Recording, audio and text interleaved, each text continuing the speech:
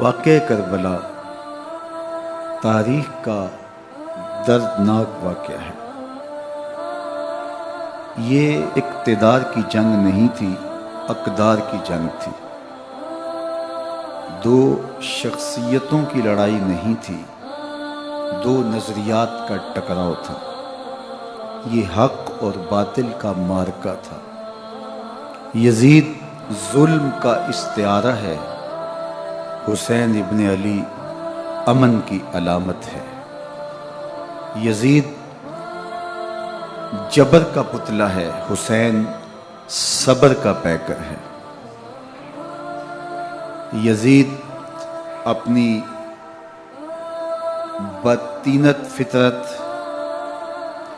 اور اپنی طبع ناہموار کے باعث دنیا پر ذلت و رسوائی، ظلم، جبر، جور و زیادتی کی علامت بن کے ابھرا، اور حسین ابن علی رضی اللہ تعالی عنہ حق و صداقت کا نشان بن کے ابھرا۔ کربلا کے تپتے ہوئے ریگزار میں حسینی اور یزیدی دو کردار سامنے آتے ہیں۔ اقبال نے کہا تھا، موسیٰ و فرعون و شبیر و یزید، این دو قوت از حیات آید پدید، زندہ حق از قوت شبیری است، باطل آخر داغ حسرت میری است، سرخ رو عشق غیور از خون او، شوخی ای مصرع از مضمون او، تا قیامت قطع استبداد کر، موج خون او چمن ایجاد کر۔ یزید بہدل کی بیٹی محسون کا ناپاک بیٹا تھا، اور حسین محمد عربی کی بیٹی فاطمہ کا شہزادہ تھا۔ یزید دمشق کے اطراف میں سرجون اور جریر، اختل جیسے اوباشوں کے جھرمٹ میں پل کے جوان ہوا۔ حسین کے گھر کا دروازہ مسجد نبوی کے اندر کھلتا تھا۔ یزید نشے میں دھت ہو کر کے نمازیں چھوڑ دیتا تھا۔ حسین کی کربلا کے اندر بھی نماز تہجد قضا نہیں ہوئی۔ یزید ظلم کا دوسرا نام ہے، حسین امن کی علامت ہے۔ یزید نے زندگی میں ایک مرتبہ حج کیا اور شراب کے مٹکے ساتھ لے کے آیا، اور اختل اور دیگر گویوں اور مغنیوں کو اپنے ساتھ رکھا تاکہ سفر آسانی سے کٹے۔ حسین ابن علی نے 25 حج سواری ہونے کے باوجود پیدل کیے۔ یزید حج بیت اللہ کے بعد مدینہ المنورہ آیا اور شراب کی ایک مجلس بپا کی۔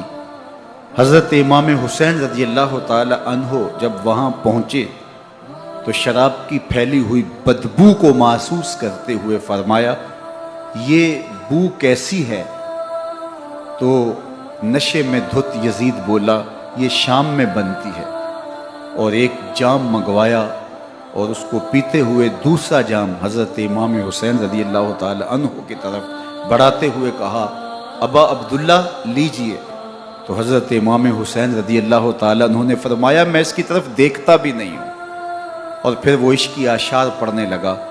جب یزید کی شراب نوشی کا منظر امام حسین رضی اللہ تعالی عنہ اپنی آنکھوں سے دیکھ چکے تھے، تو مجھے بتاؤ یزید کے ہاتھ پہ امام حسین کا پاک ہاتھ کیسے آتا؟ حضرت امام حسین رضی اللہ تعالی عنہ جس ماحول میں پلے تھے، جس ماحول میں پرورش پائی تھی، جس ماحول میں رہے تھے، وہ پاکیزہ اور تقدس مآب ماحول تھا۔ اور یزید کبھی اطراف دمشق میں، کبھی غوطہ میں، کبھی الخزرہ محل میں، اور کبھی کہاں اور کبھی کہاں داد عیش دیتا رہا اور لہو و لعب کے اندر مصروف رہا، اور اس کی زندگی ان چیزوں سے عبارت تھی. وہ محرمات کو حلال قرار دیتا، شراب نوشی اس کی ہڈیوں میں رچی ہوئی تھی، اور شریعت بیضا کا مذاق اڑایا کرتا. اور حسین ابن علی رضی اللہ تعالی عنہ کی دوستیاں جن لوگوں سے تھی وہ عبداللہ ابن عباس تھے، عبداللہ ابن عمر تھے، حضرت عبد الرحمن بن ابو بکر رضی اللہ تعالی عنہ تھے. یزید تو جوا کھیلتا رہا، یزید تو قمار بازی کرتا رہا، یزید تو شراب نوشی کرتا رہا، اور حسین ابن علی مسجد نبوی کے منبر میں حضور کے پہلوؤں میں بیٹھتے رہے. زمانے نے وہ منظر دیکھا کہ سرخ رنگ کے جوڑے پہنے ہوئے حسنین کریمین حجرہ فاطمہ سے نکلتے ہیں. کم عمری کی وجہ سے کبھی گرتے ہیں، کبھی سنبھلتے ہیں، اور آقا کریم خطبہ ارشاد کر رہے ہیں. خطبہ چھوڑ کے حضور نے شہزادوں کو اٹھا لیا. وہ منظر بھی زمانے نے دیکھا. حضرت عبداللہ بن شداد کہتے ہیں کہ حضور سجدے میں تھے اور سجدہ اتنا طویل ہو گیا، ہمیں لگا یا تو وحی کا نزول ہو رہا ہے یا پھر اللہ کا حکم آ گیا اور اللہ کے محبوب کی روح قبض کر لی گئی. لیکن میں نے جب نظریں اٹھا کے ننکیوں سے دیکھا تو کیا منظر تھا کہ حسین ابن علی حضور کی پشت پہ بیٹھے ہوئے اور میرے آقا سجدے کو طول دے رہے ہیں. اللہ اکبر. حسین کے لیے پیغمبر کے سجدوں کو طول دیا جا رہا ہے. حسین ابن علی کبھی منبر پہ حضور کی اطراف میں بیٹھتے ہیں.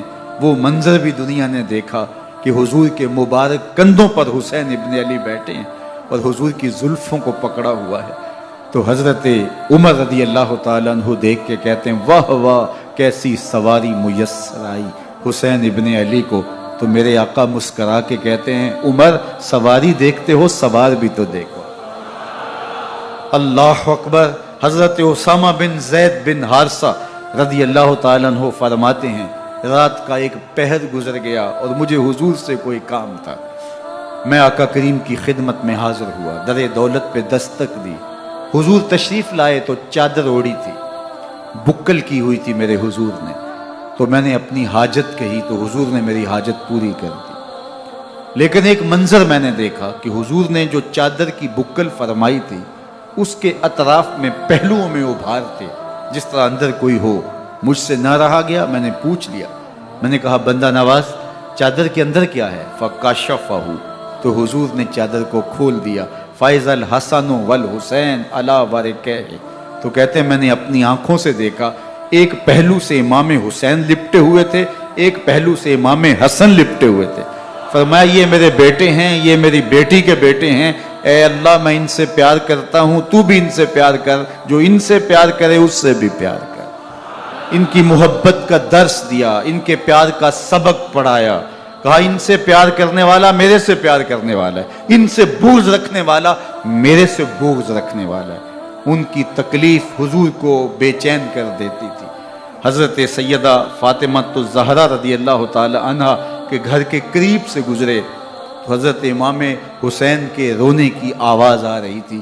تو آقا کریم علیہ السلام نے فرمایا کہ فاطمہ حسین کو چپ کرواؤ. اللہ تعالیٰ انا بقاءہ یوزینی، تو جانتی نہیں حسین کا رونا مجھے دکھ دیتا ہے. حسین ابن علی کو حضور رونے نہیں دیتے تھے، ان کو دکھی نہیں ہونے دیتے تھے، کیونکہ رسول اللہ صلی اللہ علیہ وسلم جانتے تھے کہ یہ کتنے دکھ سہے گا، کتنی تکلیفوں سے گزرے گا اور کتنے مصائب سہے گا.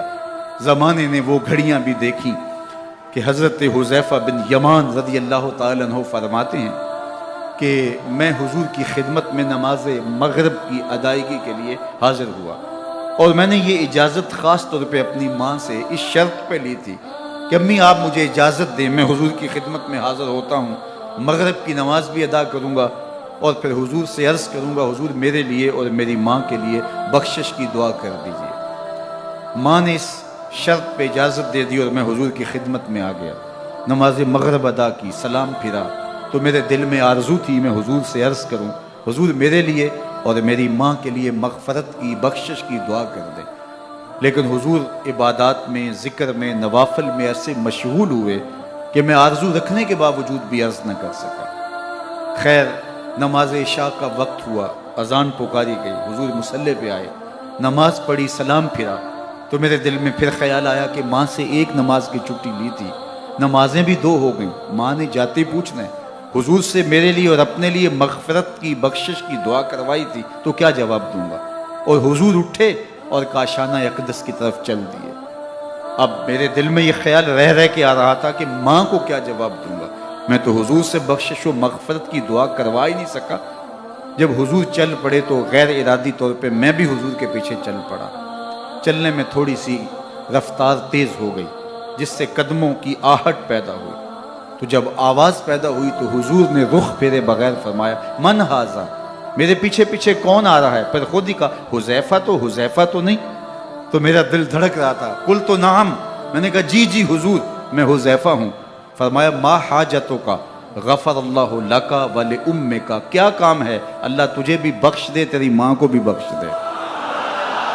اب جو کام تھا وہ جنبش لب سے پہلے ہی ہو گیا، یہاں تو لفظوں کا سہارا بھی نہیں لینا پڑتا، وہ بند لبوں کی بولیاں بھی سنتے ہیں۔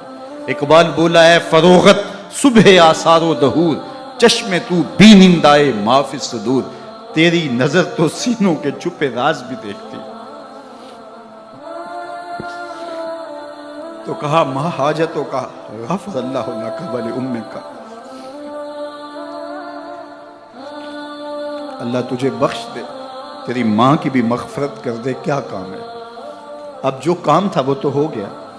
تو میرے حضور نے ارشاد فرمایا حذیفہ سنو، ابھی ایک فرشتہ آیا ہے جو اس سے قبل دھرتی پر پہلے کبھی نہیں آیا، آج پہلی مرتبہ اللہ سے اجازت لے کے 2 کام کرنے آیا ہے۔ ایک تو مجھے سلام کرنے آیا ہے، اور دوسرا خوشخبری دینے آیا ہے کہ آپ کی بیٹی فاطمہ جنتی عورتوں کی سردار ہے، اور حسن اور حسین جنتی جوانوں کے سردار۔ ایک طرف یزید ناپاک میسون کا پلیت بیٹا، اور ایک طرف محمد عربی کا نواسا، فاطمہ کے دودھ کا اثر، علی المرتضیٰ کے خون کی تاثیر، رسول اللہ صلی اللہ علیہ وسلم کے کندھوں پہ بیٹھنے والا۔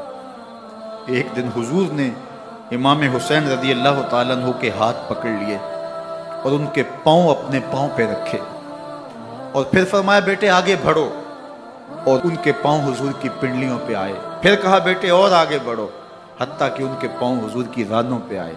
پھر فرمایا بیٹا اور آگے بڑھو، تو ان کے پاؤں حضور کے مبارک بطن اقدس پہ آئے۔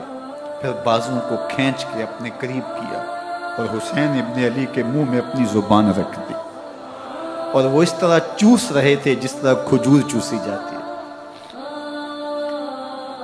تو اللہ کے محبوب علیہ السلام نے حسین ابن علی کو اپنی زبان کا لعاب دہن دے کر کے، وہ شیر رحمت دے کر کے، وہ کوثر و تسلیم سے پاکیزہ تر آب رحمت عطا کر کے ان کی ہمیشہ کے لیے پیاس بجھا دی، تاکہ کل کربلا کے تپتے ہوئے ریگزار میں حسین ابن علی کو پیاس کی شدت تنگ نہ کرے اور پائے استقلال میں لغزش نہ آنے پائے۔ ان نازوں سے پالے ہوئے حسین کو، ان محبتوں سے پالے ہوئے حسین ابن علی کو امتحان بھی اتنے بڑے درپیش تھے۔ یاری تیری سونا پر ازمیشاں تیریاں اگ، سونا پرکھیا جامدہ ہے نال اگاں دے لگ۔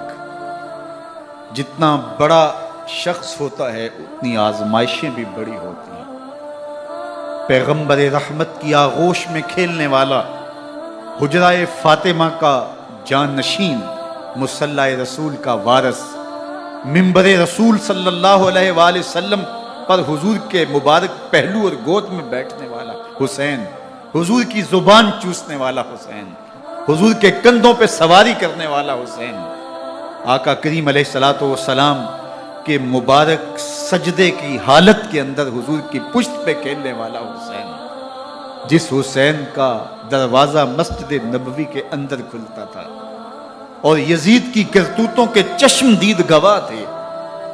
یزید جب تخت نشین ہوتا ہے تو اسے یہ فکر ہوتی ہے کہ امام حسین، عبداللہ بن زبیر، عبداللہ بن عمر، عبداللہ ابن عباس، یہ میری بیعت کریں.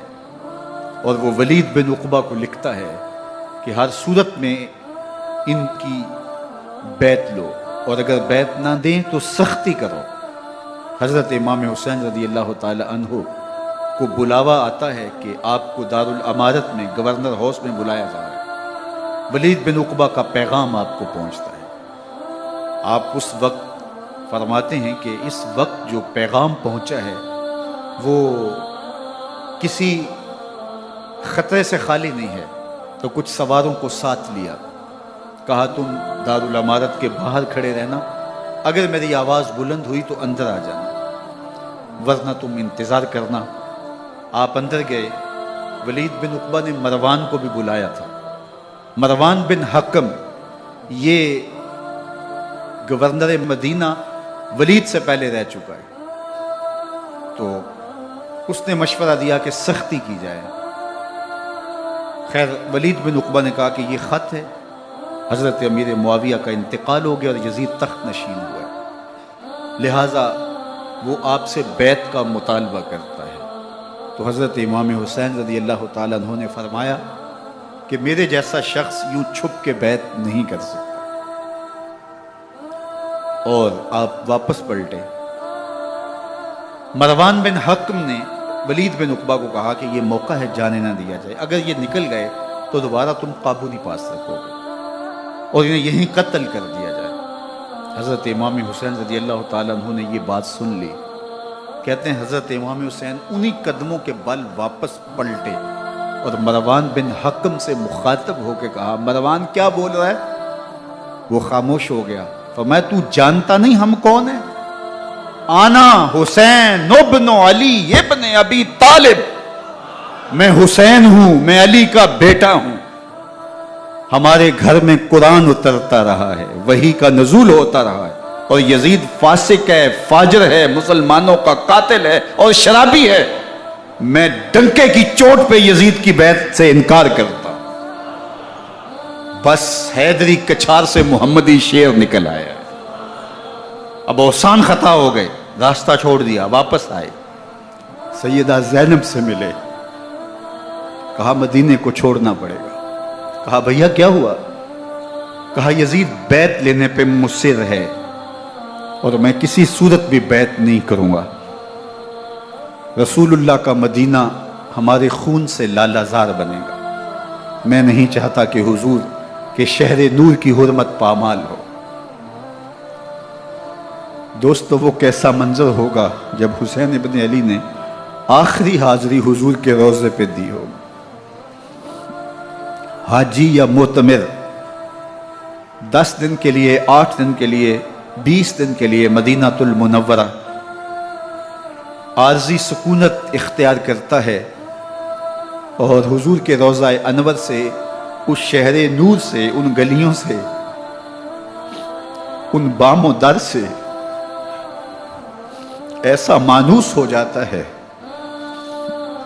کہ جب واپس پلٹ رہا ہوتا ہے ان دعاؤں کے ساتھ کہ دوبارہ آنا بھی نصیب ہو، اور اسے لگتا ہے کہ میں دوبارہ بھی بلایا جاؤں گا، لیکن اس کے باوجود شہر حبیب چھوڑنا قیامت سے کم نہیں ہوتا.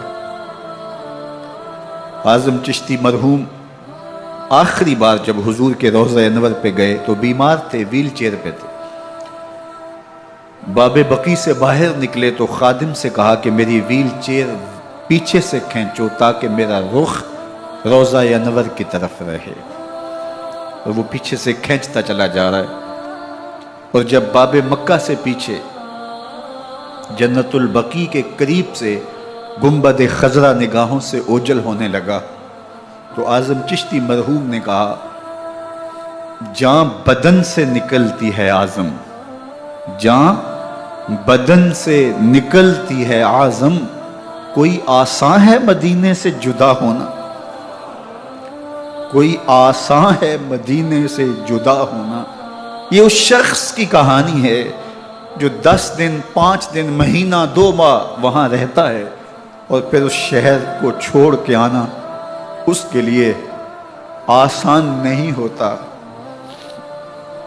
اور مجھے بتاؤ کہ حسین جو پیدا مدینے میں ہوا، جس کے گھر کا دروازہ مسجد نبوی کے اندر کھلتا تھا، جو مسجد نبوی کے اندر پرورش پا کے جوان ہوتا ہے اور مدینے کی گلیوں میں کھیلتا رہا، اس حسین ابن علی کے لیے مدینہ چھوڑنا، اور پھر وہ اس بات کا علم اور شعور رکھتے تھے کہ یہ آخری بار حضور کے در پہ حاضری ہے، دوبارہ اس شہر نور میں نہیں آ سکوں گا، تو کیا قیامت ہوگی اور کیا منظر ہوگا۔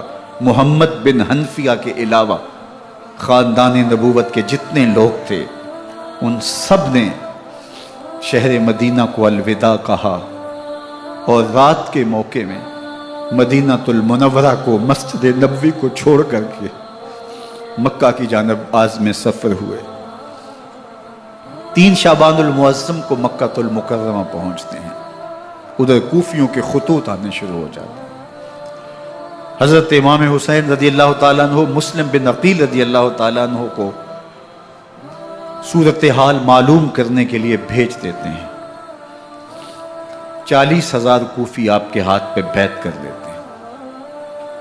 ادھر 25 پیدل حج کرنے والے حضرت امام حسین 8 ذی الحج کو احرام باندھتے ہیں، لیکن آپ کو پتہ چلتا ہے کہ حاجیوں کے روپ میں قاتل چھپا دیے گئے، تو آپ اس احرام کو حج کی بجائے عمرے میں بدلتے ہیں اور کوفے کی جانب عازم سفر ہوتے ہیں۔ کائنات والو، ذرا سینے پہ ہاتھ رکھ کے دیکھو کہ یہ کتنا مشکل مرحلہ تھا۔ اس دین کی آبرو کو بچانے کے لیے حضرت امام حسین رضی اللہ تعالیٰ عنہ نے کتنا بڑا قدم اٹھایا۔ آپ کے بہی خواہ، دوست، احباب عبداللہ بن عمر یہ سارے روکتے ہیں، عبداللہ بن عباس کہتے ہیں حضرت نہ جائیے، الکوفی لا یوفی، کوفی کبھی وفا نہیں کرتے، آپ کے والد کو وہاں شہید کیا گیا، لیکن آپ ایک فرض کو نبھانے جا رہے ہیں۔ میرے غم گسارو، میرے مہربانو، نہ روکو مجھ کو جانے دو، مجھے نانے کے دی کی ڈوبتی کشتی بچانے دو، میں جاتا ہوں کہ دنیا پر وفا کا نام رہ جائے، میں رہوں نہ رہوں پر عظمت اسلام رہ جائے۔ میں نہیں جاتا تو نبی کے گھر کی آن جاتی ہے، میں نہیں جاتا تو نبی کے گھر کی آن جاتی ہے، تمہارا دین جاتا ہے، میری غیرت ایمان جاتی ہے۔ حضرت امام حسین یہاں سے چلتے ہیں، ابھی راستے میں ہی پہنچتے ہیں کہ یہ خبر آتی ہے کہ کوفے والوں نے بے وفائی کر دی، حضرت مسلم بن عقیل رضی اللہ تعالیٰ عنہ کو شہید کر دیا گیا، نعمان بن بشیر معزول کر دیے گئے، ابن مرجانہ ابن زیاد وہاں متعین کر دیا گیا جو سخت گیر شخص تھا، اور اس نے لوگوں کو ڈرایا، دھمکایا، اور کوفے کے لوگوں کے دل بدل گئے اور وہ بیعتیں توڑنے لگے۔ وہ منظر مسجد کوفہ کا کتنا دلگداز تھا، جب امام نماز کے لیے کھڑے ہوئے تو 40,000 لوگ آپ کے پیچھے تھا۔ جب سلام پھیرا اور امام نے دیکھا کہ پیچھے لوگ نہیں ہیں، پھر لوگوں نے اپنے دروازے بھی بند کر لیے۔ رات کی تنہائیاں ہیں اور حضرت مسلم بن عقیل کو کوئی پناہ دینے والا نہیں، لوگوں نے دروازے بند کر لیے کہ کہیں ہمارے گھر میں نہ آ جائیں اور ہم مشقت اور حکومتی تشدد کا شکار نہ ہوں۔ کتنا دردناک لمحہ ہے حضرت مسلم بن عقیل رضی اللہ تعالیٰ عنہ پہ، اور پھر حضرت مسلم بن عقیل بے دردی سے شہید کر دیے جاتے ہیں۔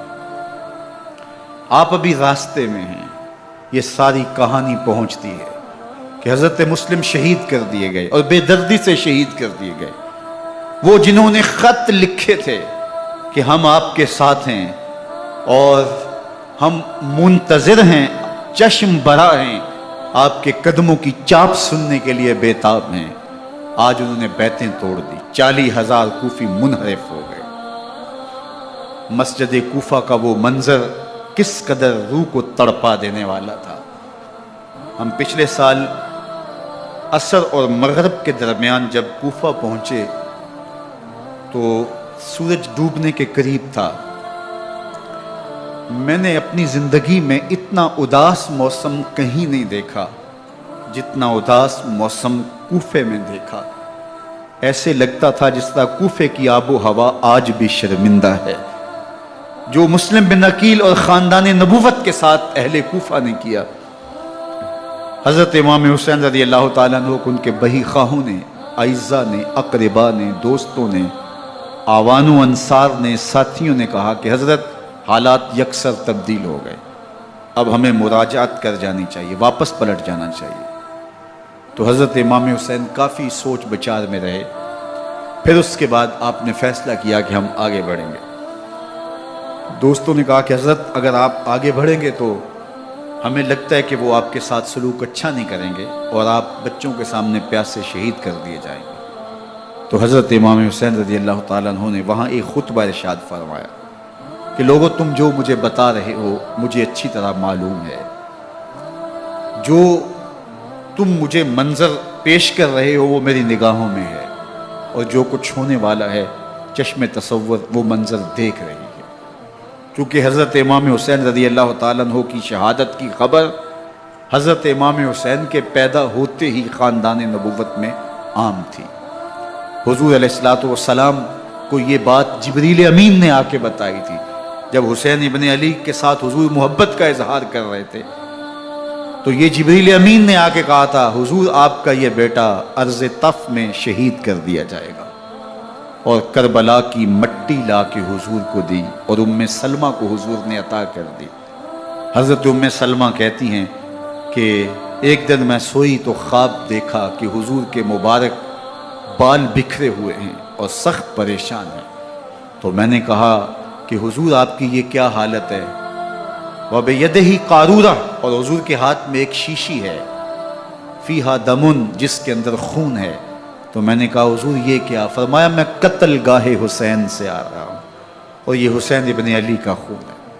تو کہا 10 محرم کا دن تھا، دوپہر کا یہ منظر تھا، میں قیلولہ کر کے اٹھی، جب میں نے دیکھا تو وہ شیشی جس میں کربلا کی مٹی رکھی تھی وہ خون بن چکی تھی۔ تو یہ خبر پہلے دی گئی تھی، یہ بتا دیا گیا تھا۔ فرمایا میرے دوستو جو تم مجھے بتاتے ہو میں اس سے بے خبر نہیں ہوں، یہ سب کچھ ہونے والا ہے، لیکن اس کے باوجود میں کیوں جا رہا ہوں؟ تو آپ کا ایک تاریخ ساز جملہ ہے جو کربلا کے فلسفے کو ہمارے سامنے رکھتا ہے کہ یہ اتنا بڑا امتحان کیوں دیا۔ حضرت امام حسین رضی اللہ تعالیٰ عنہ نے فرمایا وَلَكُمْ فِي أُسْوَةٌ، میں اس لیے جا رہا ہوں قیامت تک ظلم، جبر اور ناانصافی کے خلاف کھڑے ہونے والوں کے لیے کوئی نمونہ تو ہو۔ میری زندگی قیامت تک ظلم، جبر اور استحصالی نظام کے خلاف کھڑے ہونے والوں کے لیے نمونہ ہے۔ تو حضرت امام حسین رضی اللہ تعالیٰ عنہ نے حق اور باطل کے درمیان ایک سرخ لکیر کھینچ دی اپنے خون سے۔ اب حق اور باطل کا امتیاز کرنا مشکل نہیں ہے، کوئی باطل پہ اڑا رہے تو الگ بات ہے، لیکن امتیاز کرنا مشکل نہیں ہے۔ حدود بالکل واضح کر دی۔ اقبال نے یہاں کتنی خوبصورتی کے ساتھ اس مضمون کو نبھایا۔ سرخ رو عشق غیور از خون او، شوخی این مصرع از مضمون او، تا قیامت قطع استبداد کر، موج خون او چمن ایجاد کر۔ ایک جہاں آباد کر دیا، حق اور باطل کی راہیں اجال دی۔ اب لوگوں کو یزید کا چہرہ پہچاننے میں دیر نہیں لگتی، وقت کے ہر یزید کا چہرہ آسانی سے پہچانا جا سکتا ہے۔ یہ معرفت زمانے کو کروائی کس نے؟ حسین ابن علی نے کروائی رضی اللہ تعالی عنہ۔ تو حضرت امام حسین نے فرمایا کہ جو میرے ساتھ ہونے والا ہے میں اچھی طرح جانتا ہوں، لیکن میں اس کے باوجود آگے بڑھوں گا۔ پھر بڑھے اور کربلا میں جا کے خیمہ زن ہو گئے۔ 7 محرم کو پانی بند کر دیا گیا۔ پانی بند ہوا تو کھانا بھی میسر نہیں تھا، لیکن ذکر پانی کا ہوتا ہے اس لیے کہ کھانے کے بغیر انسان کئی دن کاٹ لیتا ہے، لیکن پانی کے بغیر گزر نہیں ہوتی۔ تو فرات کی نہر سامنے اپنی موجوں کے ساتھ چمک رہی ہے، لیکن ایک قطرہ آب بھی آل رسول کو نہیں دیا جا رہا۔ کائنات کے اندر ایسے انوکھے امتحان بھی ہوتے ہیں۔ وارثوں ساقی کوثر کے، مالک ہوں حوض کوثر کے، اور بیٹے ہوں ساقی کوثر کے، اور آج ایک بوند پانی کی بھی میسر نہ ہو۔ صبر کا امتحان ہے، عزیمت کا امتحان ہے۔ حضرت امام حسین رضی اللہ تعالیٰ عنہ خیمہ زن ہو گئے۔ 3 دن تک پانی بند رہتا ہے۔ 9 محرم کو رات کی تنہائی میں حملہ آور ہونا چاہتے ہیں، لیکن آپ نے کہا کہ ہمیں اللہ کے حضور عبادت اور ذکر کے لیے وقت دیا جائے۔ ساری رات ذکر میں گزرتی ہے، عبادات میں گزرتی ہے۔ رات کے اندھیرے میں آپ چراغ بجھا دیتے ہیں۔ آوان و انصار کو کہتے ہیں کہ ان کی دشمنی میرے ساتھ ہے، انہیں میرا خون چاہیے، اگر تم رات کی تاریکی میں نکل جاؤ تو میں تم سے کوئی مواخذہ نہیں کروں گا، اور یہ بھی تمہارا پیچھا نہیں کریں گے، اس لیے کہ ان کا مطلوب تم نہیں ہو، ان کا مطلوب میں ہوں۔ جب چراغ جلایا تو کوئی بھی نہیں گیا۔ مسلم بن نوسجہ کھڑے ہو کے کہتے ہیں حضرت اگر ہمارے بدن کو 70 بار کاٹا جائے اور جلایا جائے اور ہواؤں میں اڑا دیا جائے پھر بھی آپ کا ساتھ نہیں چھوڑیں گے۔ 70 سال کے بوڑھے ہیں حبیب بن مظاہر، کہتے ہیں حضرت آپ کو چھوڑ کے جائیں کہاں، آپ کو چھوڑ کے جائیں کہاں؟ کوئی ساتھ چھوڑنے کے لیے تیار نہیں ہے۔ پیاس ہے، سخت گرمی ہے، کربلا کا ماحول ہے، 72 افراد اور خاندان کی خواتین میدان کربلا میں خیمہ زن ہیں۔ دوسری طرف لشکر اعداء اشقیا 22,000 کی تعداد میں مقابلے میں، ایک روایت 30,000 کی ہے۔ ان صرف 72 پیاسے لوگوں کے لیے اتنے لوگوں کو جمع کرنے کا مقصد خوف زدہ کرنا تھا۔ شرط ہے کہ یزید کی بیعت کر لیں، محاصرے توڑ دیں گے، پانی دستیاب ہوگا، اعزاز و اکرام سے نوازا جائے گا، خزانوں کے منہ کھول دیے جائیں گے۔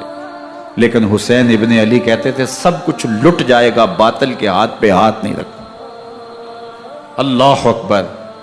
اب صبح طلوع ہوتی ہے، عاشور کا دن چڑھتا ہے، سورج اپنی پوری تمازت کے ساتھ گرمی برسا رہا ہے۔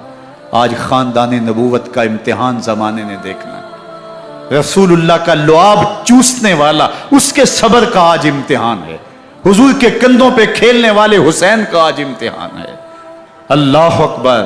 حسین ابن علی تمام حجت کرتے ہیں میں نے تمہارا کچھ نہیں بگاڑا، میں نے کسی کا خون نہیں کیا، میں نے کوئی زیادتی نہیں کی، تم کیوں میرے قتل کے در پہ ہو؟ تم جانتے نہیں میں کون ہوں؟ میں تمہارے نبی کا نواسا ہوں، رسول اللہ صلی اللہ علیہ وآلہ وسلم کے کندھوں پہ کھیلتا رہا ہوں، حضور کا لعاب چوستا رہا ہوں، اور میں بوسہ گاہ رسول صلی اللہ علیہ وآلہ وسلم ہوں۔ لیکن ان اشقیاء کے دل پر کوئی چیز اثر انداز نہیں ہوتی۔ ایک ہور ہے، اللہ اس کے دل میں نرمی ڈالتا ہے۔ پہلے تو امام حسین کو گھیر کے لے کر کے آتا ہے، لیکن بعد میں وہ قافلہ یزید سے قافلہ حسین کی طرف آ جاتا ہے۔ امام حسین فرماتے تو دنیا میں بھی ہو رہے، آخرت میں بھی ہو رہے، آزادی مل جاتی ہے۔ باقی 22,000 کا لشکر جرار امام حسین کے قتل کے در پائے ہے۔ پھر تاریخ نے خاندان نبوت کا وہ انوکھا امتحان دیکھا۔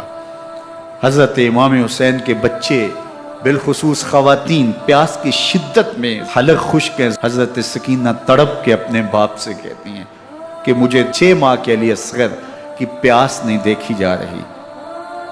بچے کو ہاتھوں پہ اٹھاتے ہیں اور نہر فرات کے کنارے پہنچ کے فرماتے ہیں اشقیاء سے مخاطب ہو کے تمہارا معاملہ میرے ساتھ ہے، اس 6 ماہ کے بچے نے تمہارا کچھ نہیں بگاڑا، اور چلو بھر کے اس کا حلق سیراب کرنا چاہتے ہیں۔ ایک 2 شاخہ تیر آتا ہے جو حضرت علی اصغر کے گلے کو چیر دیتا ہے۔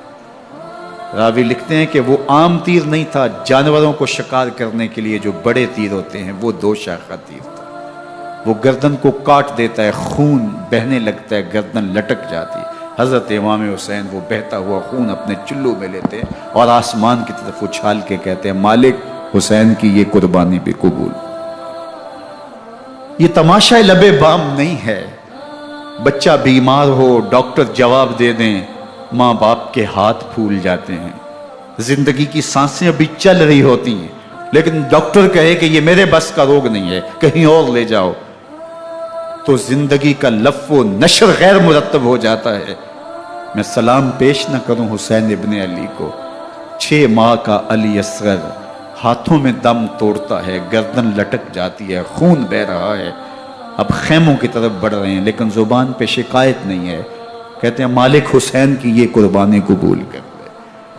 اب خیموں کی طرف آنا، شہر بانوں ام رباب سیدہ زینب حضرت سکینہ سلام اللہ علیہا کا سامنا کوئی آسان کام نہیں تھا، لیکن حسین ابن علی آتے ہیں، شہزادے کو یہاں خیموں کے قریب رکھ کے کہتے ہیں کہ یہ حوض کوثر سے سیراب ہو گیا ہے۔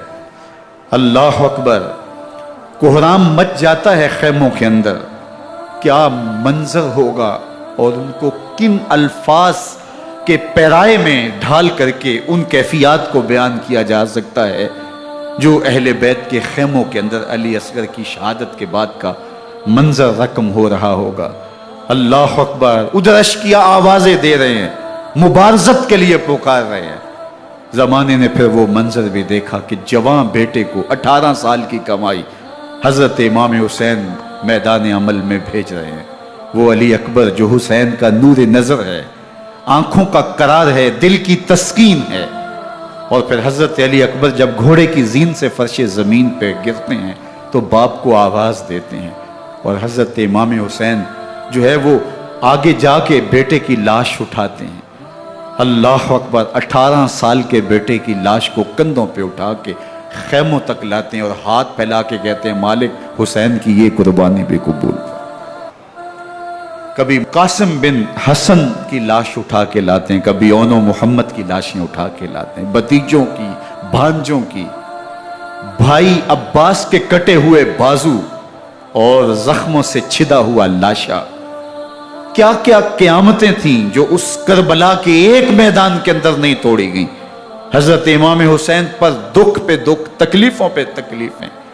اب 71 لاشیں اٹھا کے خیموں تک پہنچا چکے، اور ادھر مبارزت کی دعوت دی جا رہی، آؤ میدان عمل میں آؤ، اب دیر کیوں کر رہے ہو۔ رسول اللہ کا حرم، رسول اللہ کی شہزادیاں جو نازوں میں پلی تھی، وہ کلیاں جو شبنم کا بوجھ بھی گوارا نہیں کر سکتی تھی، آج مصیبتوں کے پہاڑ ٹوٹ گئے۔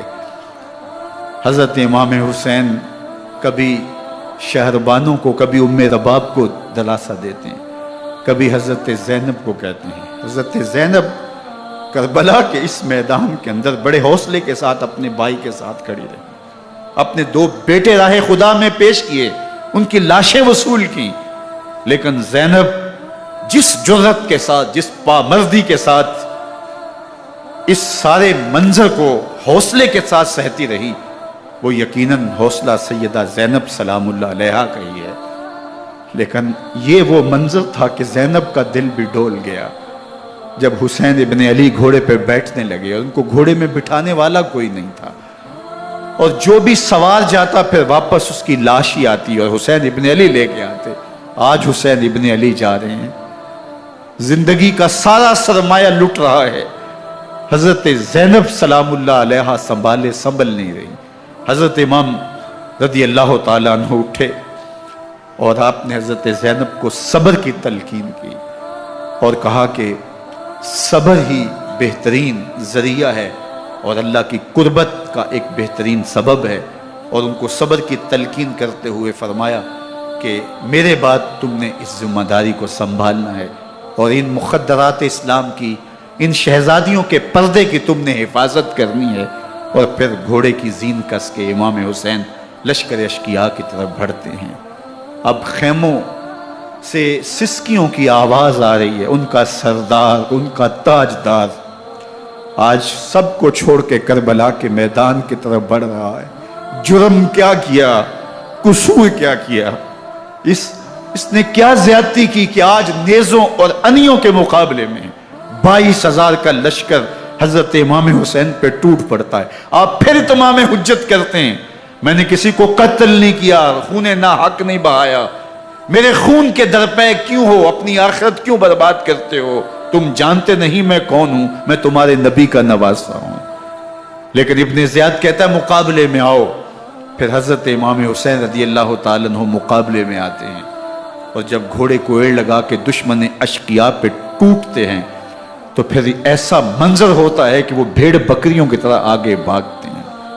71 زخم کلیجے پہ لیے شجاعت کا یہ پیکر جب میدان میں آتا ہے، آواز آتی، یہ کون ذی وقار ہے، بلا کا شاہ سوار ہے، لباس ہے پھٹا ہوا غبار سے اٹا ہوا، تمام جسم نازنی چدا ہوا کٹا ہوا، یہ نبی کا نور عین ہے، یہ بالیقین حسین ہے، یہ حسین ابن علی ہے رضی اللہ تعالیٰ عنہ۔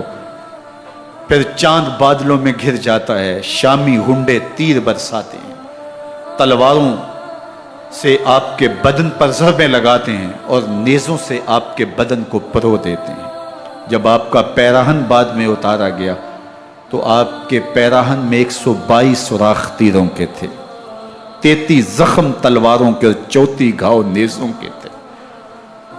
جب گھوڑے کی زین سے فرش زمین پر آئے، بدن چھلنی تھا، زخم زخم سے خون بہ رہا تھا، 3 دن کا پیاسا حسین، اللہ اکبر، بدن زخموں سے چور، 71 لاشیں کلیجے پہ لیے، مخدرات اسلام کے پردے کا خیال دل میں الگ ہے، لیکن گھوڑے کی زین سے جب فرش زمین پہ امام حسین آتے ہیں، زبان پہ ہائے نہیں، نالا و شیون نہیں، چیخ و پکار نہیں، آتے ہی پیشانی سجدے میں رکھتے ہیں اور پکارتے ہیں اللہم ردن بقضائکا وصبرن علی بلائکا تسلیمن لامرکا سبحان ربی العالی۔ مالک گھر لٹا کے، بچے لٹا کے، خاندان سب کچھ قربان کر کے، اپنے بدن کو زخموں سے چھلنی کروا کے، تیروں اور نیزوں کی انیوں سے اپنے آپ کو زخمی کروا کے، تیرے حضور سر جھکا کے یہ اقرار کرتا ہوں کہ حسین تیری تقدیر پہ راضی ہے، مالک تو بھی بتا، تو بھی حسین پہ راضی ہوا ہے کہ نہیں ہوا۔ آواز آ رہی ہے، اس پیاسے پر علی شیر خدا کو ناز ہے، اس نواسے پر محمد مصطفیٰ کو ناز ہے۔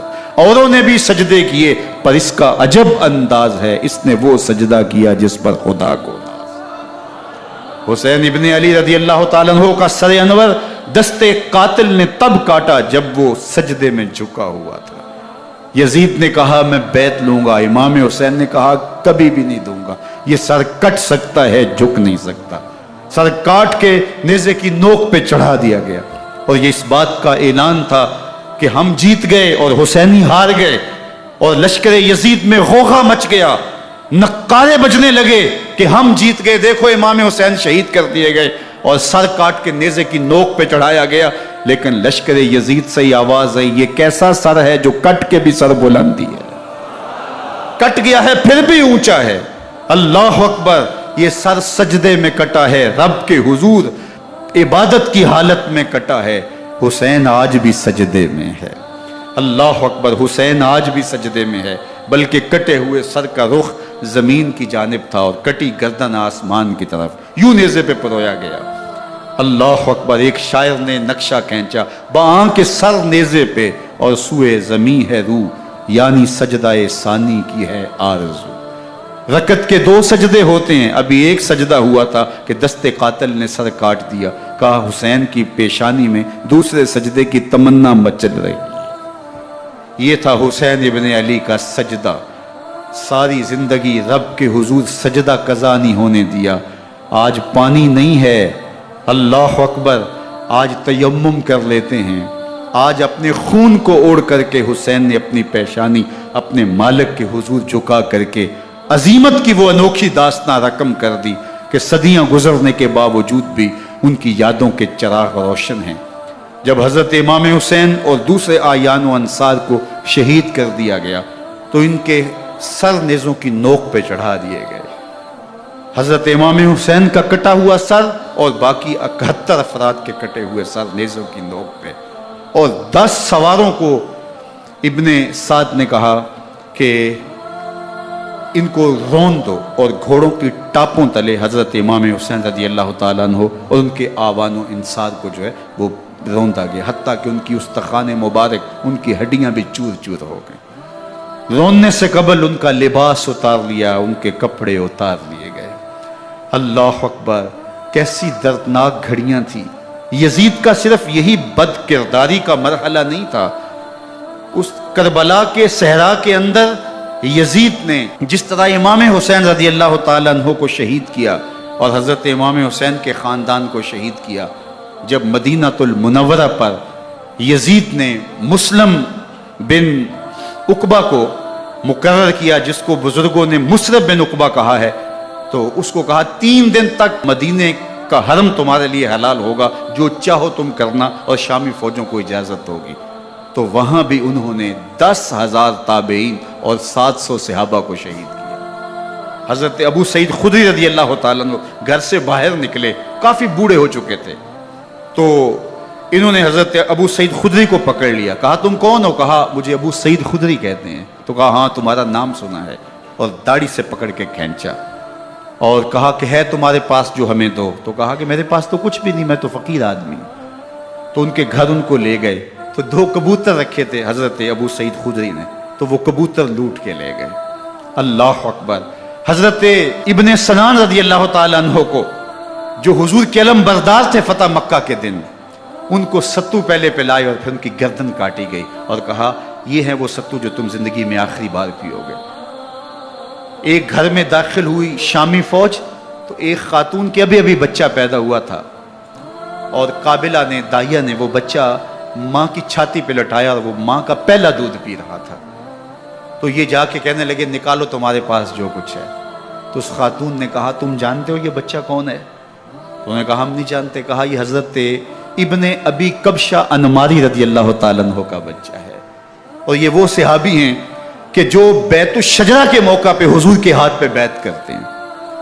انہوں نے اس چیز کا لحاظ نہ کیا کہ جو کچھ ہے وہ ہمیں دو، ورنہ تیرے بچے کو نہیں چھوڑیں گے۔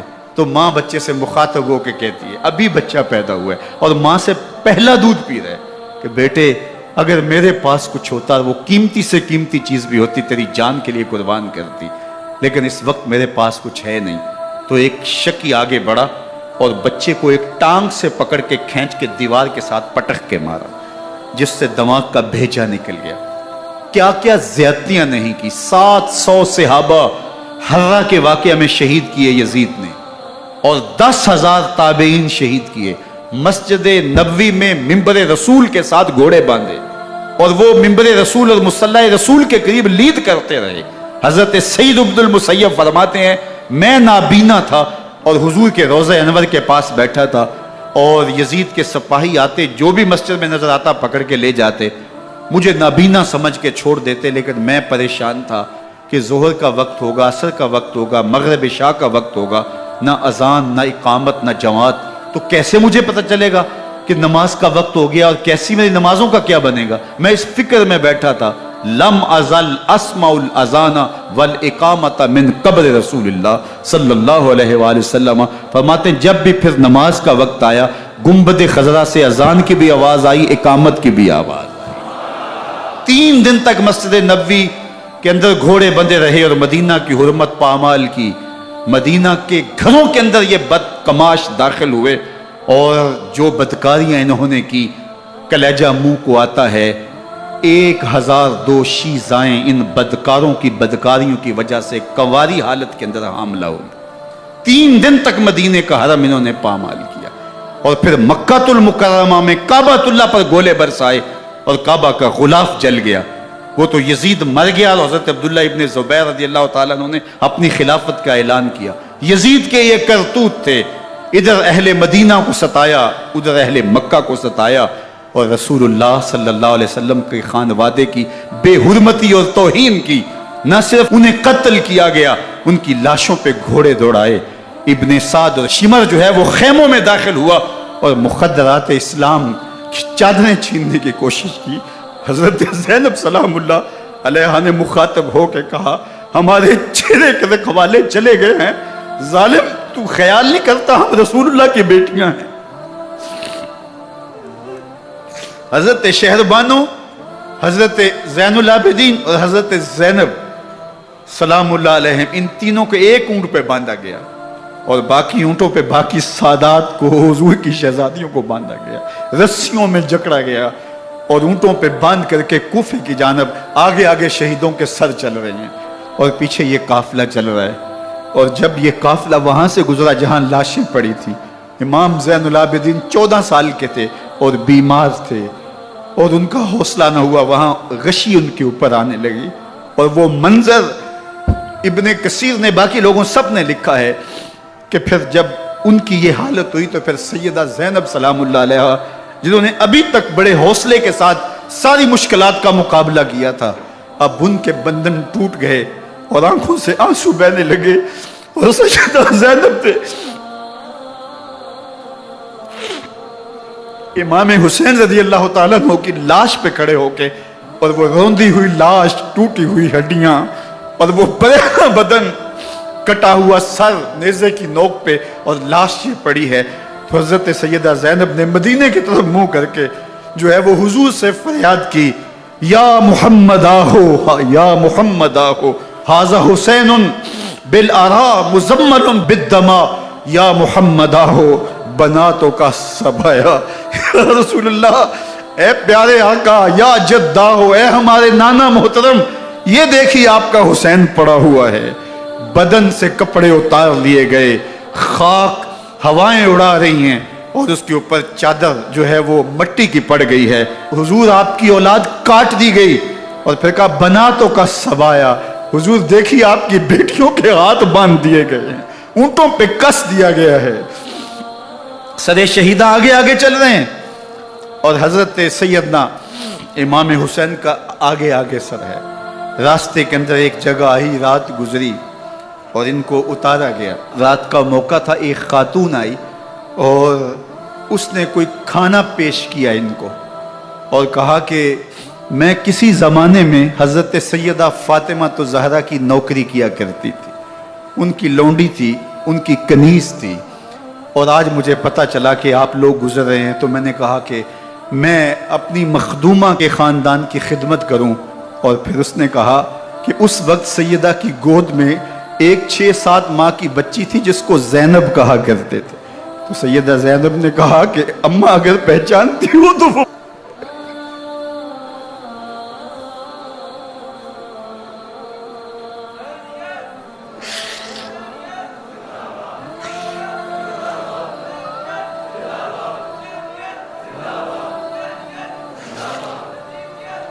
یہ تاراج اور لٹا ہوا کارواں پھر وہاں سے کوفے میں کیسے پہنچا، اور کوفے کے اندر سیدہ زینب سلام اللہ علیہا نے وہ یزید کے دربار میں، ابن زیاد کے دربار میں وہ جرأت آمیز جو باتیں کہیں، اللہ اکبر، زینب کی زبان میں علی کی خطابت بول رہی تھی، اور پھر دشمن اور دوست سارے رونے لگے، اور وہ کیا دل گداز منظر تھے، اور پھر یہ سروں کا قافلہ اور سادات کرام کا مشکیں کسی ہوئی ہیں اور اونٹوں پہ باندھے ہوئے، ان کو وہاں سے پھر قادسیہ، اور قادسیہ سے پھر دمشق یزید کے دربار میں پہنچایا گیا، اور وہاں سے یہ لٹے ہوئے خانمہ برباد تاراج لوگ مدینہ المنورہ میں کیسے پہنچے، اور اہل مدینہ نے کیسے استقبال کیا، اور وہ منظر کتنا دلگداز تھا جب اہل مدینہ زینب سے پوچھتے تھے زینب حسین کہاں ہے؟